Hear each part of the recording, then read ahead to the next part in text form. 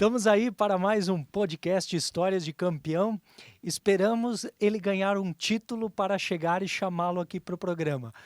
Histórias de Campeão recebe o Rafael Klein, árbitro, melhor árbitro do Gauchão, é aqui do Vale do Taquari. Tudo bem? Mais uma vez o Vale tendo prestígio na arbitragem. Tudo bem, Lucas? Tudo bem, Vini? Um prazer estar participando aqui do podcast de vocês. Muito feliz aí com essa homenagem da federação pela indicação do melhor árbitro, visto que o quadro é um quadro muito qualificado, né, de árbitros muito qualificados, e ser lembrado e indicado como o melhor da competição é motivo de muito orgulho e muita alegria. Tudo bem, Rafael? Seja bem-vindo. Eu vou começar pela seguinte pergunta. Nós, nos últimos jogos, eu e o Lucir estávamos em Arroio do Ouro, em Estrela, e o Lucir olhou para o árbitro que estava apitando, me fugiu o nome, me perdoe os ouvintes, quem está nos assistindo. O Lucir olhou para o árbitro, olhou para mim e perguntou: o que leva alguém a ser árbitro? Então é a pergunta que eu te faço nesse momento. O que leva alguém a ser árbitro de futebol, Rafael Klein? Olha, o que leva... Eu posso falar de como eu ingressei, né? Eu acho que talvez não tenha uma receita. Cada um tem a sua trajetória, a sua caminhada e um motivo pelo qual entrou na arbitragem, né? O meu, particularmente, ele foi por eu estar relacionado com o esporte através do curso de Educação Física na Federal de Santa Maria, na época. Morava por lá. E como morava distante dos meus pais, né, meus pais aqui de Poço das Antas, federal, assim, a Universidade Federal é uma união muito grande, assim, dos estudantes, né, então o quadro financeiro normalmente é baixo, né, Sim. Eu não trabalhava na época, então qualquer troco, assim, que a gente consiga fazer é sempre muito bem-vindo, até para junções, assim, que a gente fazia em turma. Então era bastante legal. E os demais cursos da universidade, eles acabavam realizando torneios, né? Torneios internos para arrecadar dinheiro. Aí faltava juiz. Exato. Para arrecadar dinheiro para as formaturas. E aí o que eles faziam? Eles vinham até o Centro de Educação Física e solicitavam interessados em arbitrar jogos de futsal. Na época era futsal, né? O que eles faziam não era campo. E eu recebi um convite de um veterano meu, disse: olha, Rafael, não sei porquê, disse: Rafael, não tem interesse e tal. Eu lembro que na época era R$50 para passar 2 sábado e domingo apitando. E eu tenho isso registrado, Contabilizado, eu sempre anoto assim, todos os momentos. E desde lá eu comecei a tomar nota. E eu aceitei o convite e fui, assim, achei muito legal. E assim, o que mexeu comigo eu meio que me identifiquei com aquilo ali, sabe? Uma questão mesmo que fosse torneio de curso, me identifiquei com a questão de liderança, de disciplina. Então é uma coisa que é da minha pessoa, e quando a gente junta isso com aquilo que você trabalha, eu acho que a gente consegue se identificar. E eu acho que foi por aí. E através desses convites, assim, no ano de 2012, eu vi nos corredores do Centro de Educação Física um cartaz lá falando sobre curso de árbitros de futebol da Federação Gaúcha de Futebol. Até então eu não tinha apitado jogos de campo, só esses torneiozinhos assim, de cursos. E aí eu e mais dois colegas meus conversamos: vamos fazer esse curso aí, mas assim, sem pensar, sem imaginar assim a trajetória, a caminhada de árbitro, porque a gente tinha o curso, ele fornecia bastante horas de atividades complementares para o curso, né? Então seria muito importante. E a gente se inscreveu e tal, e todo sábado, no ano de 2012, durante 6 meses, todo sábado a gente saía com uma van de Santa Maria pelas 4 da manhã, de sexta para sábado, de madrugada. A aula começava às 9 da manhã no sábado, lá em Porto Alegre, na Federação, e até 5 da tarde, 5 da tarde pegava a van e voltava para Santa Maria. Isso todo sábado durante 6 meses. A gente fez isso, nossa, criou uma amizade muito grande. Ali na van era a maioria de Santa Maria, tinha alguns de Santana do Livramento que vinham até Santa Maria e iam conosco, né? E assim, foi muito legal. Eu acabei me formando, então, passei no teste físico, nos 3 testes teóricos que eram exigidos no curso e comecei uma caminhada aí na arbitragem. Bom, isso aí a partir de 2012 com a tua formação lá, né, nesse... Mas assim, o Klein é pequeno, né? A tradução de Klein é pequeno, Sim. mas o Rafael não é pequeno, né? Qual é a relevância do tamanho de um árbitro dentro de campo na imposição junto aos Não jogadores? combinamos, mas essa ia- seria exatamente a minha pergunta. Então, eu particularmente não, talvez pelo fato de eu ser alto, né, não dava muita ênfase para isso, mas eu acredito que tem sim. Eu acho que ele passa uma questão de imposição maior dentro do campo de jogo, até porque eu tenho colegas que têm uma estatura menor, e isso não quer dizer que ele seja melhor ou pior, não é isso, mas com certeza ajuda. O fato de ser maior, ele passa, digamos assim, um pouquinho mais de, talvez de medo, né? Por mais autoridade. autoridade, isso. Por mais que a arbitragem não esteja ali para intimidar. Não é esse o objetivo da arbitragem, intimidar o atleta, não. Ele é de sim impor e estabelecer as regras do jogo, né? Fazer cumprir as regras do jogo. E acredito sim que ajuda, contribui para o trabalho, para o desenvolvimento do trabalho. Até porque, se a gente for pegar, assim, a maioria dos árbitros, assim, eles têm uma postura mais alta, né? Tem, obviamente, por exemplo, o Wilton Sampaio, que foi para a Copa do Mundo, ele não tem uma estatura tão alta. E isso faz dele um árbitro mundialista, né? Então, volto a dizer, não tem relação em ser a qualidade, né? Mas acho que contribui sim. Ô, Rafael, o futebol se tornou nos últimos anos, nas últimas décadas, muito físico, né? Muita preparação, os treinadores dando importância à preparação física, o próprio preparador físico, as comissões técnicas, sem contar o tal do teste do sangue para saber quando vai abrir a coxa, quando vai... essa questão toda.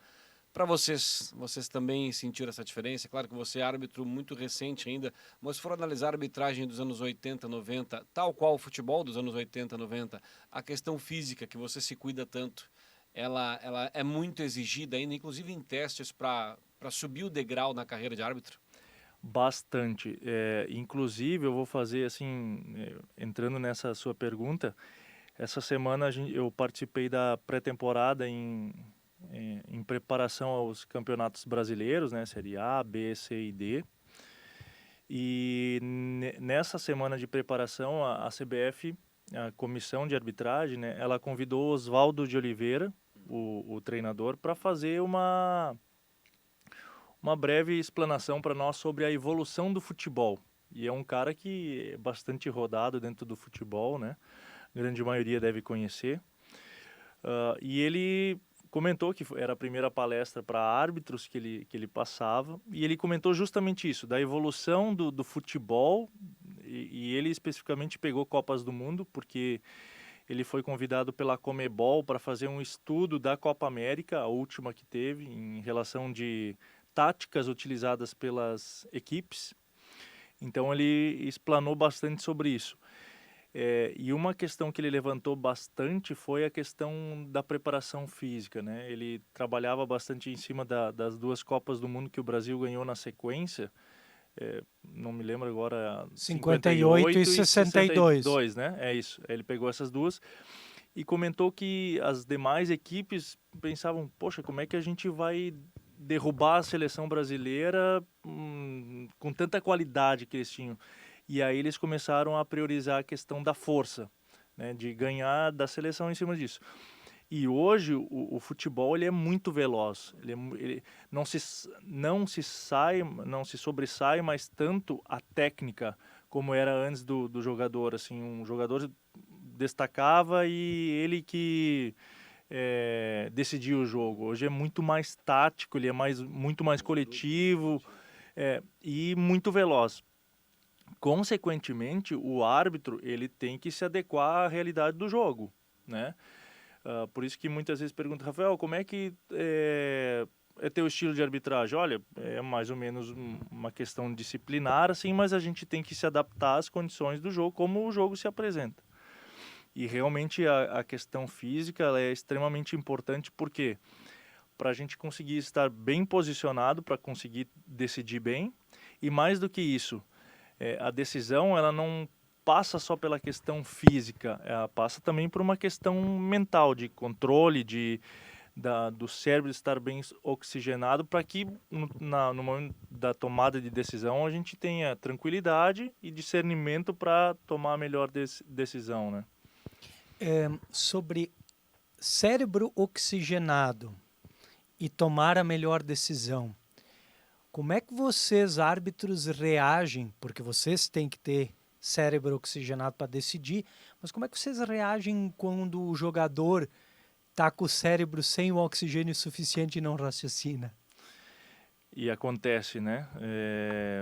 Particularmente, assim, eu me considero, assim, bastante disciplinador.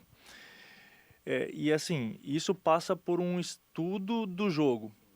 Previamente, a gente faz um estudo para entender qual o ambiente das equipes, né? De que forma, o que aquele jogo mobiliza, né? O que aquele jogo propõe para a gente? Envolve um rebaixamento? Envolve um rebaixamento. Então, eu sei que dependendo do resultado, o comportamento dos jogadores vai ser e dependendo do outro resultado, o comportamento pode ser de outra forma. Então, tudo isso, previamente, a gente já precisa estar sabendo de como a gente vai saber lidar com isso. E sabendo, entrando no campo de jogo, já tendo esse estudo realizado, a gente já consegue entender, poxa, por que o jogador tem esse comportamento? Por que ele está, né? E tentar assimilar. Obviamente, sem deixar que o controle do jogo, que a gente fala, passe por essa questão disciplinar do atleta, né? Mas vai muito desse estudo prévio que a gente faz dos jogos. Isso para mim é muito curioso, porque eu sempre pensei não, mas há tempos eu pensava que o árbitro deveria estar simplesmente isolado de tudo que permeia aquele jogo, aquela decisão, né? Para que ele foque única e exclusivamente no futebol. Mas há uma série de outros fatores, como o Lucas falou, né? A questão psicológica do jogador, a questão de todo o ambiente ao redor. Eu pensava Situação que do clube a na situação tabela, do clube né? na tabela, você, com a sua experiência, sempre foi assim? Os árbitros sempre tiveram esse direcionamento? Ou chegava um momento que o árbitro era condicionado, vai lá, faz o teu trabalho em campo, esquece se o fulano pode ser rebaixado, o time B pode subir, sempre foram acondicionados a irem a campo já pensando nessa situação e olhando o jogo, cada um com as suas particularidades? Desde que eu ingressei a arbitragem, eu conheço o trabalho dessa forma, sempre realizando um trabalho prévio de estudo das equipes, estudo do É o chamado ambiente. briefing do jogo, né? Exato, é isso aí. Então, desde que eu conheço, obviamente, ouvindo os veteranos, os árbitros mais experientes, assim, eles comentam que antes não se fazia E o tanto acesso isso. à informação era menor, né? Também, eu acho que isso contribui também, mas ia para um jogo e muitas vezes não sabia do que acontecia, o que estava envolvendo, o jogo passado, o que aconteceu. Acho que vai muito de encontro a isso, a questão da informação, né? E às vezes era pego de surpresa. Poxa, vou indo pro jogo e quando vê o jogo vira uma guerra, mas por que virou uma guerra, né? Então, de ter essa compreensão do que acontece dentro do jogo e um estudo prévio, né? Qual é a diferença em apitar um jogo de curso, um campeonato regional, como foi a decisão que você apitou no ano passado, a diferença de apitar um gauchão, principalmente um jogo da dupla Grenal, e um jogo de Campeonato Brasileiro Série A?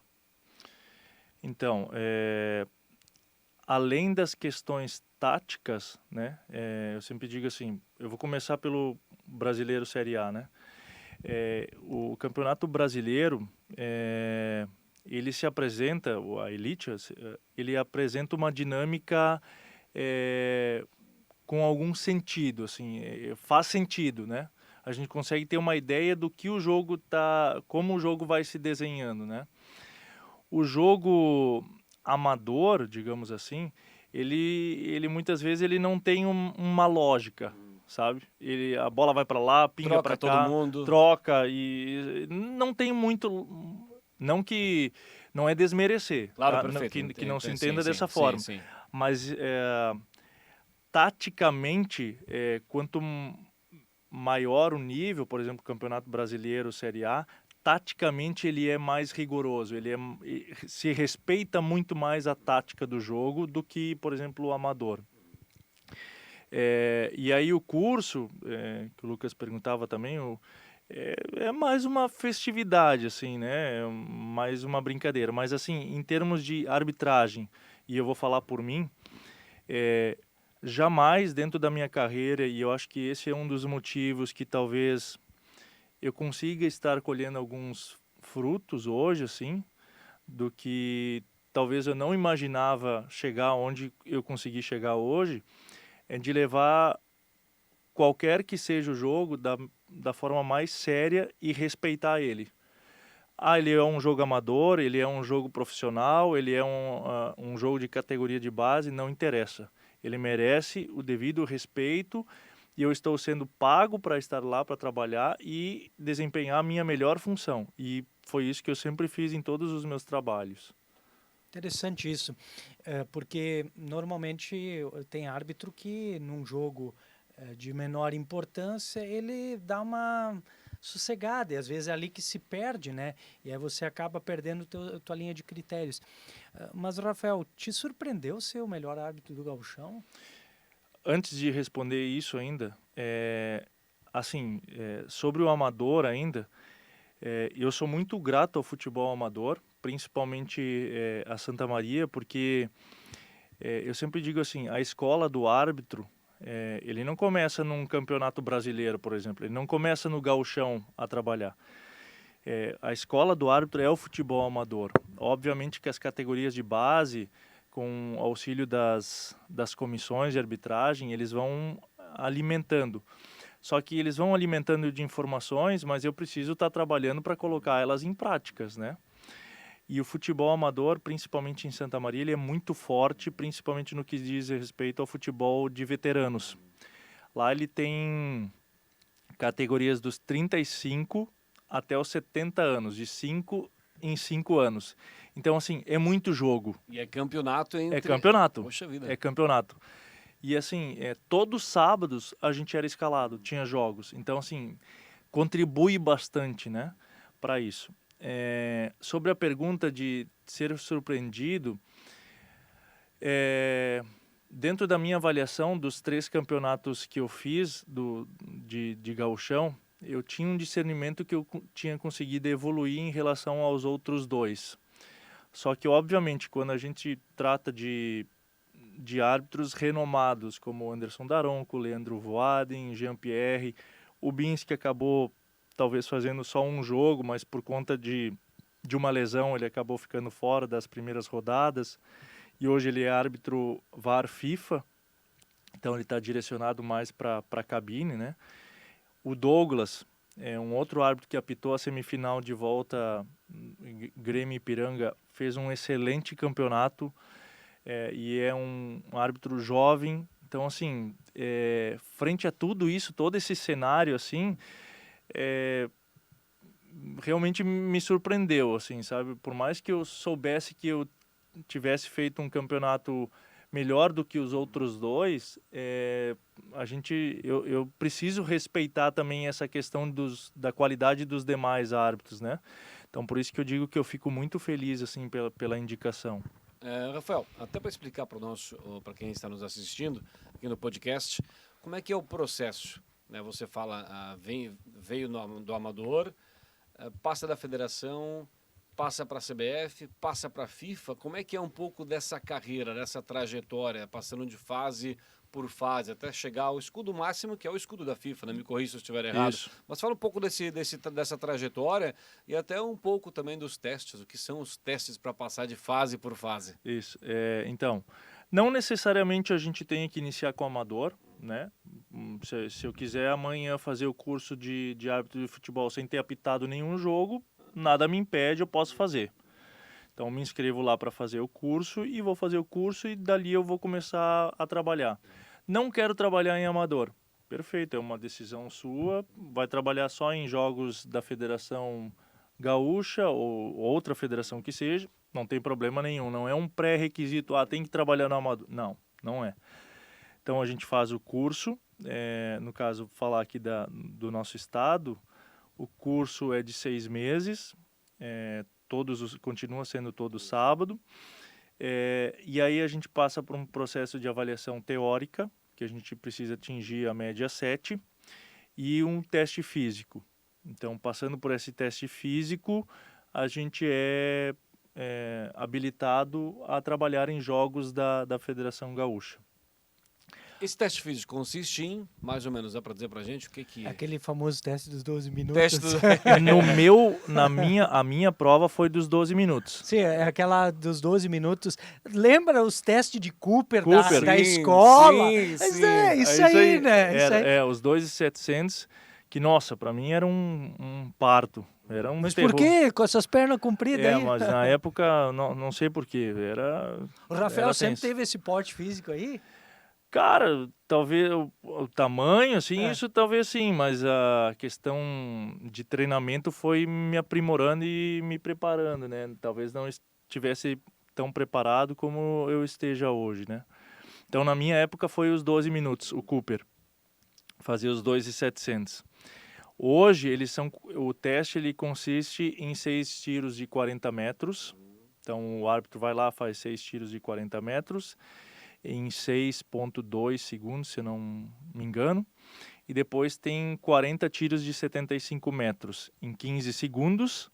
Então, imaginando uma pista atlética, né, que tem 400 metros, o árbitro faz o tiro de 75 em 15 segundos e caminha 25 metros em 22 segundos. Isso é o nível 3. O nível 2, mesma coisa, 75 em 15, só que o descanso é em 20 segundos. Se perde, então, 2 segundos. E o nível 1 é 18 segundos, mas a CBF adota o nível 2. Então, hoje, pela CBF, a gente faz os 75 em 15 e os 25 metros em 20 segundos, que consiste em 100 metros. Então, depois faz mais 75, 25, 75, 25, 75, 25, que consiste 4 tiros em uma volta completa na pista. Então, a gente dá 10 voltas na pista. Esse é o teste físico de hoje. Então, a partir dali, a gente ingressa no quadro da federação e vai sendo designado a jogos. Eu não sei se ainda consiste essa questão de, no mínimo, 3 jogos no campeonato principal de cada estado, mas quando eu entrei em 2021 se tinha essa regra. Para ser indicado ao quadro da CBF, primeira coisa, a CBF precisa exigir um número X de árbitros que ela necessita. Olha, vai encaminhar para a Federação Gaúcha, nós precisamos de 10 árbitros de campo e 20 árbitros assistentes. Ok, dentro dessa demanda, a Federação Gaúcha é que vai indicar esses 10 árbitros. Precisamos só de 5, então são 5 árbitros que vão ser indicados. E aí se leva em conta o desempenho desses árbitros nos campeonatos que a federação estabelece, né? E aí se tinha uma regra que, para indicar o quadro nacional, teria que ter no mínimo 3 jogos do principal campeonato do estado, do gauchão no caso, né? Por isso que em 2021 eu fiz 3 jogos e logo em seguida fui indicado ao quadro nacional. Mas acho eu que hoje não se tem mais essa regra, assim. Tu quer ser FIFA? Quero. Vai trabalhar para ser FIFA. Vou. Tem idade? Cara, quanto mais novo, melhor. Quanto mais novo, Tá melhor. com 33. Tá 33. novo, chega ainda para... Ou passou um pouco do ponto? É que é muito relativo isso, dizer, olha, tá com idade, não tá, é muito subjetivo, assim, não tem algo, é até 32, depois de 32 não vai mais, ou até 35. Eu desconheço essa regra que tenha isso, né?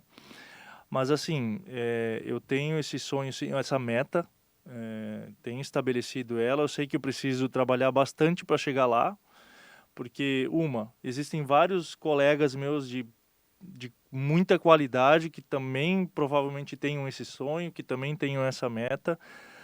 Mas assim, é trabalhar para conseguir. Também é limitado o número de FIFA por países? Se eu não me engano, o Brasil hoje tem 10 árbitros FIFA. Teve um período que nós tínhamos 3 gaúchos, 3. né? Aí era simultaneamente o Simon, o Gaciba e o Voaden. Exato. Né? E aí o Voaden acabou saindo, perdendo o escudo logo adiante, mas o Gaciba parou, o Simon também parou. Hoje nós temos só o Anderson Daronco Daronco como árbitro de campo, o Rafael Alves como árbitro assistente e o Bins como árbitro de vídeo, né? O Bins acabou quase se especializando para o vídeo, né? Eu escutei isso de uma entrevista dele e ele dizendo que ele tinha optado por ir para o vídeo. Não sei se é uma opção ou se é uma indicação, mas ele estava dizendo nessa entrevista que ele havia optado por ir para o vídeo. Inclusive a CBF, até onde eu conheço, ela quer organizar um quadro de árbitros de vídeo.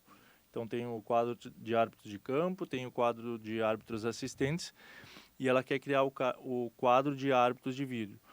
Logicamente, como ele se especializou, ele é hoje um árbitro FIFA, a demanda é muito grande de trabalho, então dificilmente, antes, no início do processo do VAR, da inserção, se tinha um rodízio, até porque uma questão de uma ferramenta que não se conhecia. Hoje, precisa se conhecer mais, sim, obviamente, precisa amadurecer muita coisa, mas se evoluiu muita coisa. Então, acho que é mais ou menos por aí. Eu também acredito que vai acabar vinculando, né, o árbitro especialista no vídeo, né? Exato. É uma ferramenta completamente nova. Tem quantos anos aí, Rafael? 4, 3? Se Acho não que me engano, aqui no Brasil é o terceiro campeonato a nível de Brasileirão, terceiro ou quarto campeonato, se eu não me né? engano, iniciou em 2018 ou 19, eu 18 acho. na Rússia, na foi na Copa foi assim, digamos, primeira Isso. experiência mais mas já teve em 2014 na própria Copa do Brasil, no Brasil teve ainda também já alguns ensaios com o chip, enfim, a tecnologia começou a partir de 2014 a entrar um pouco mais presente. Mas vamos tentar olhar alguns ingredientes de jogos.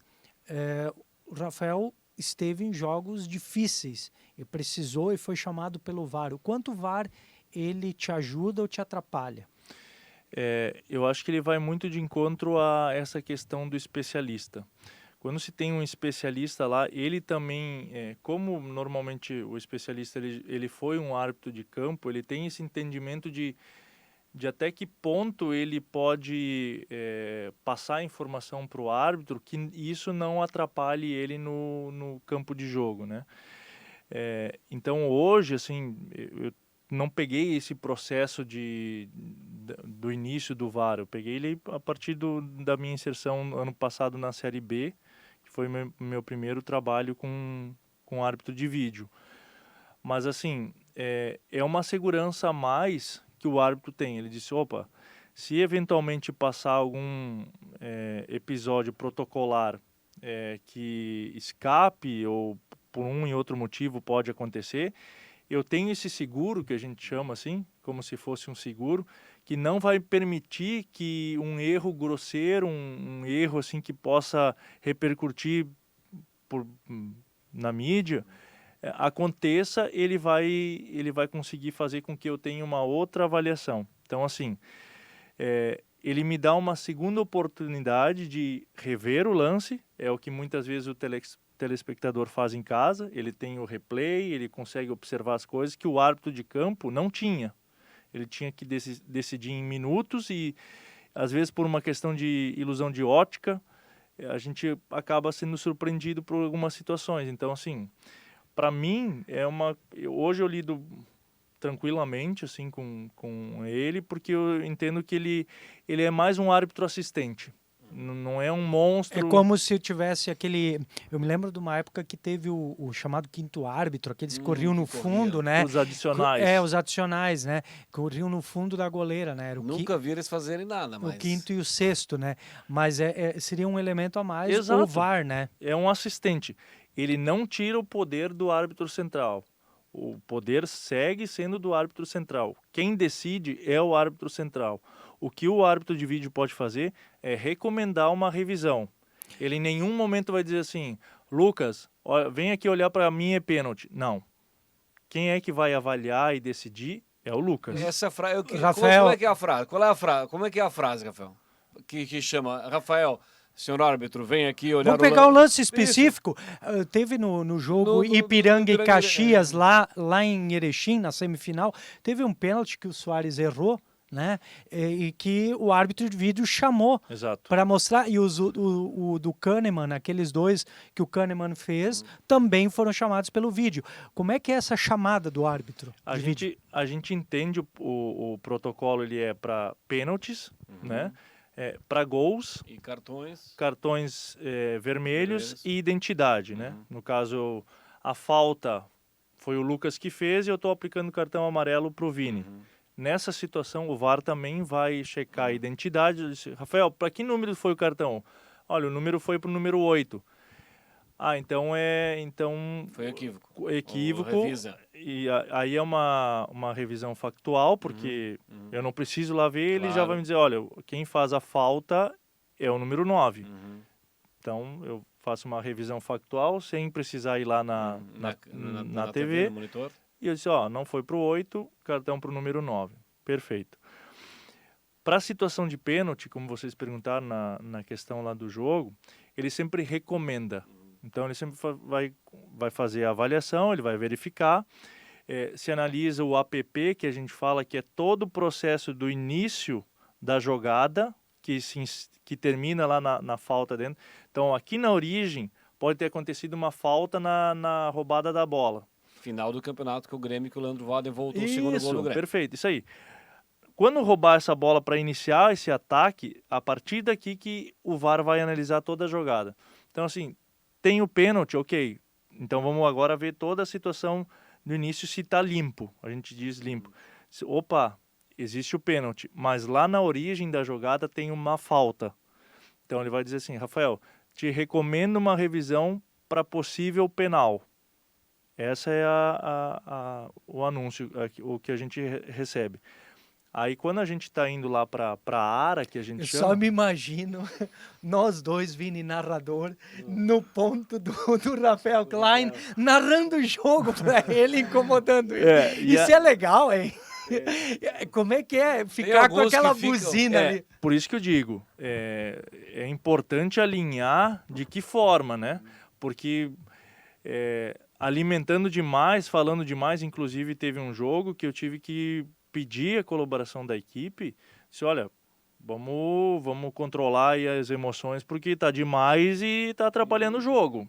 Então, a informação ela tem que ser objetiva e clara, ponto. Não tem que contar histórias. Então, o processo é esse. Ele fala, Rafael, recomendo uma revisão para possível penal. Aí eu tô indo lá para a área, né?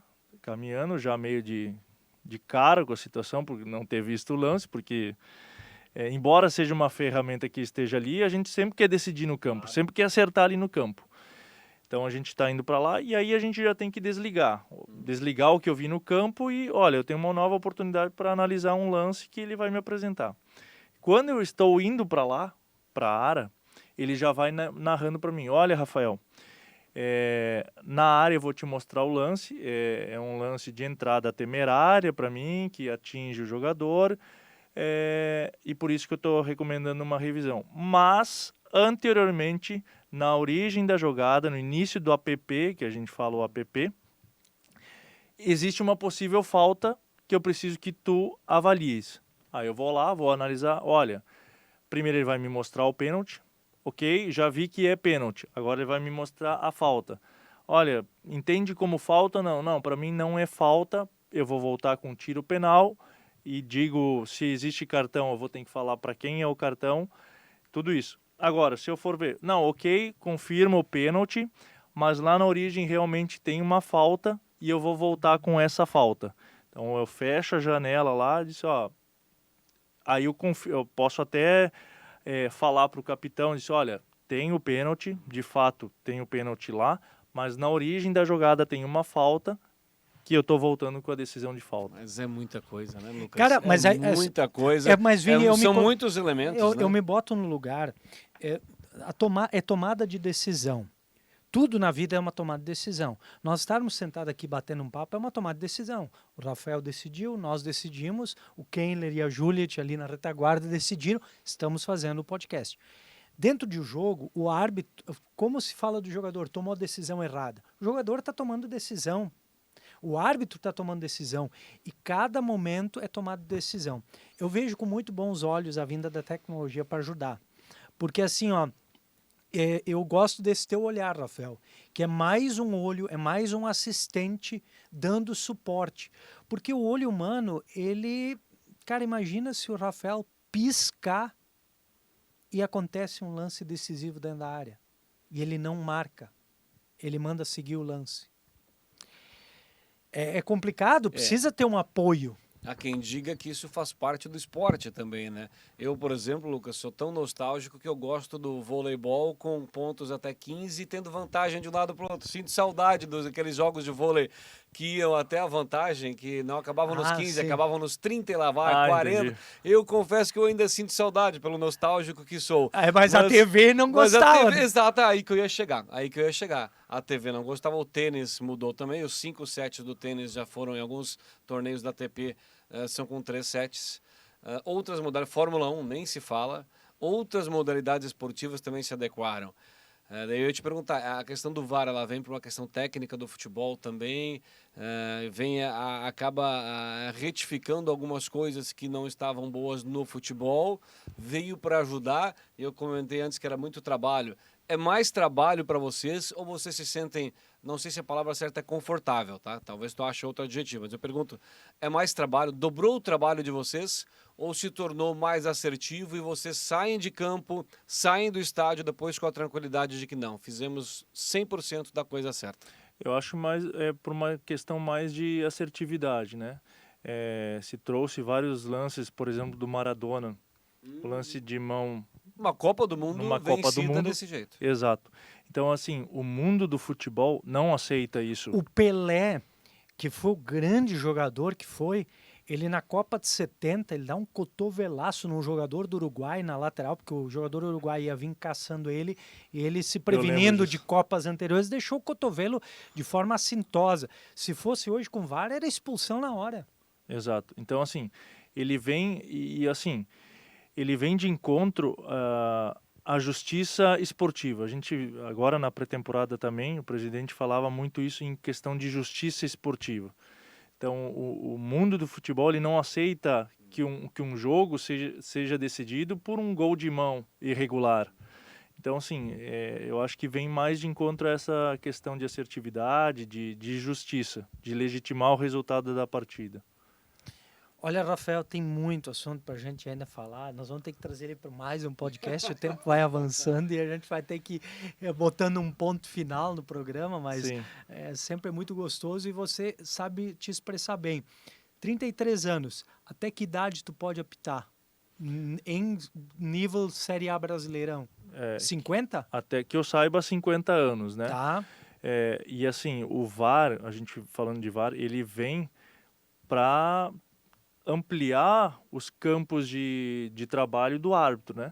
Então o árbitro vai até 50 anos, poxa, terminou 50 anos, acabou a carreira do árbitro. Por que ele não pode ir pro VAR? Perfeito. É melhor um árbitro que foi campo, que fez a experiência de campo, ir para a cabine, ou tem que ser alguém que nunca teve lá no meio do fervo para ir lá para a cabine? Cara, é muito relativo isso. Eu acho que vai muito da compreensão, do entendimento do profissional que está lá. Ele pode ter sido um excelente árbitro no campo de jogo e daqui a pouco ele não vai ter o entendimento da ferramenta que é o VAR, né?